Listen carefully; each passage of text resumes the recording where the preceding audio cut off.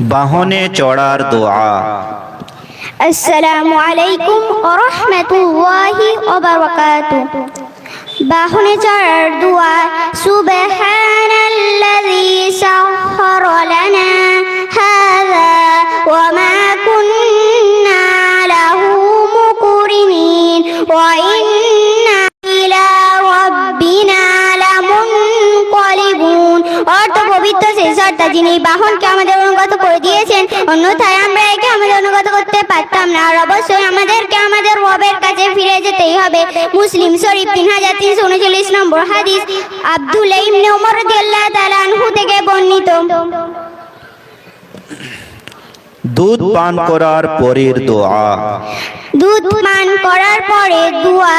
আল্লাহুম্মা বারিক লানা ফিহি ওয়াজিদনা মিন। অর্থ, আল্লাহ আমাদের জন্য এতে বরকত দান করুন এবং আমাদেরকে আরো অধিক দান করুন। তিরমিজি 3455 নম্বর হাদিস। হযরত ইবনে আব্বাস রাদিয়াল্লাহু তাআলা আনহু থেকে বর্ণিত। বাইতুল খালার সুন্নত 1 থেকে 5 পর্যন্ত শোনাও। বাইতুল খালার সুন্নাত সমূহ: 1 মাথা ঢেকে যাওয়া। সুনানে কুবরা বাইহাক 465 নম্বর হাদিস। হাবিব বিন সালেহ রাহমাতুল্লাহি আলাইহি থেকে বর্ণিত। 2 জুতা স্যান্ডেল পরে যাওয়া। সুনানে কুবরা বাইহাক 465 নম্বর হাদিস। হাবিব বিন সালেহ রাহমাতুল্লাহি আলাইহি থেকে বর্ণিত। 3 দোয়া পরে ভিতরে যাওয়া।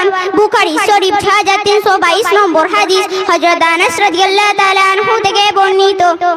4 বাম পা ভিতরে রাখা।